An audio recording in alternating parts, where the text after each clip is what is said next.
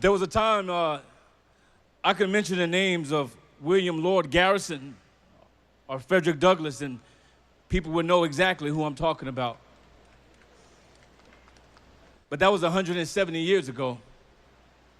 And along with our hats and our coats, we've hung up our values and our morals. Same morals that have made America great.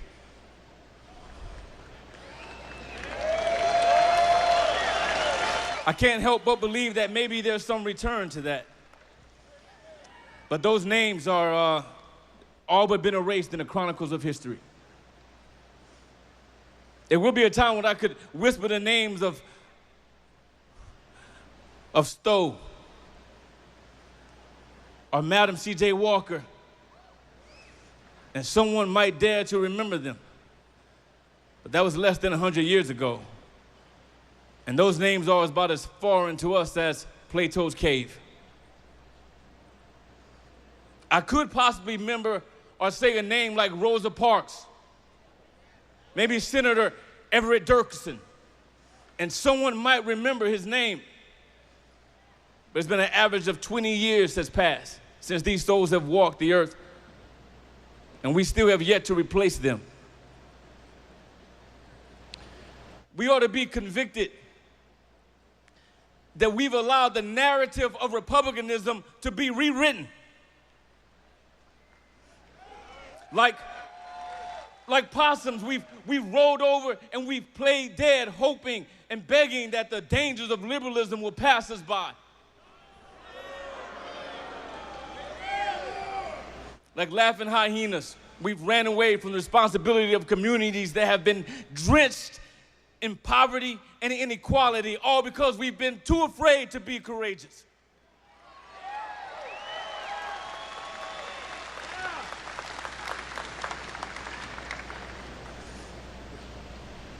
But I'm here to remind you of who we are. We're the sons and daughters of abolitionists.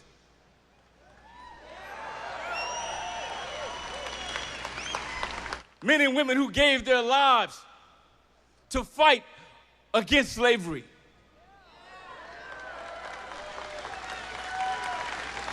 But make no mistake about it, slavery has returned. And she is more vicious than ever before, because this time she is colorblind. 31% of white Americans are welfare recipients. 33% of black Americans have fallen for the same rules, and 28% of the Latino community has believed the lie that the government can take care of you from the cradle to the grave. All the while losing their humanity. So when Trump talks about the lies that the Democrat Party has told and the failed policies, both in economics, education, and crime, your heart should be stirred with passion and strength to do something about it.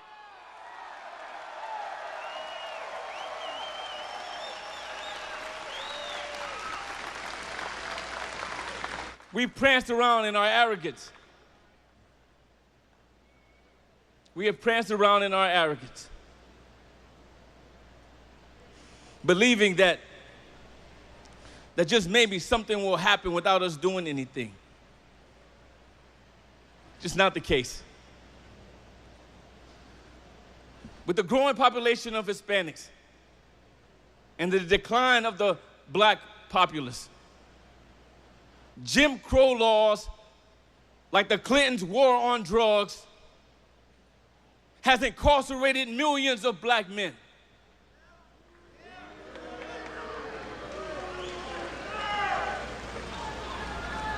Has left millions of women without husbands, millions of children fatherless. The reason why 1.5 million black men are not in our communities is because of the war on drugs. That's the Democrats' full-out assault against the black man. It is their emasculation of everything that the culture of black stand for. They have been emasculated, an entire culture.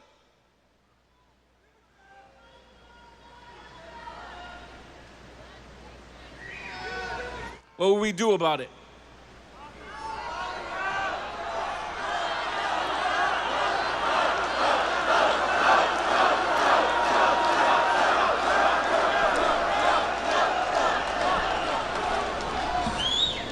So let me tell you this. If you come to this rally thinking that it's a revival, this is not a revival. This is a place where you get armed up to fight. So when Trump starts talking about going into the inner city communities and changing the rhetoric, when he talks about going into the inner city communities and offering a hand up instead of a hand out, I can't help but listen and know that it's the truth.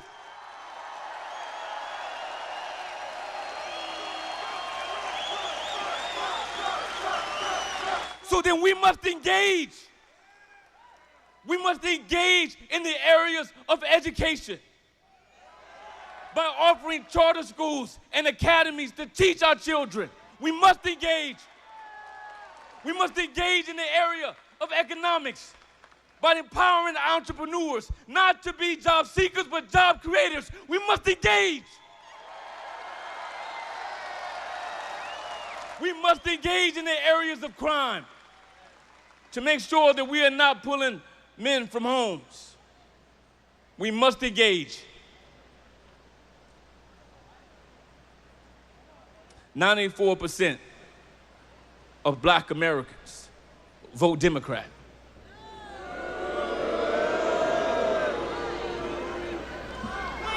And have so for half a century and to no avail. If you believe that they are sleeping, you are sadly mistaken.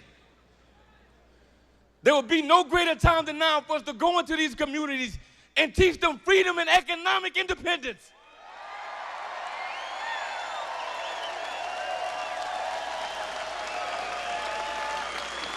So now you stand at the precipice of change, and times like these are monumental.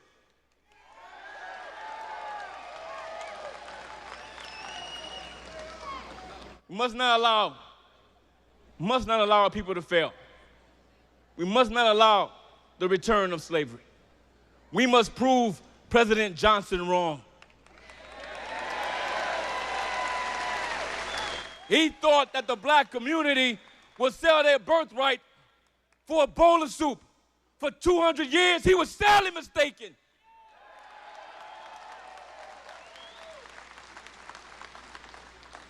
So let's send a message from Texas to all of America that this is the part of Abraham Lincoln, and we will not be divided.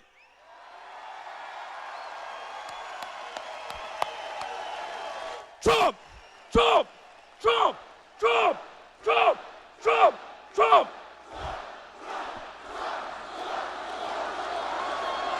God bless Texas. God bless America. And God bless you all. Thank you.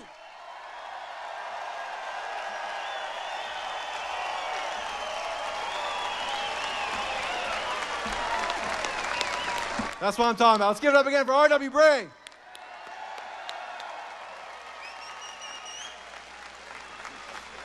What we need to do if we're going to make America great again is for every single one of us to do whatever it takes that we can do to make it great for us.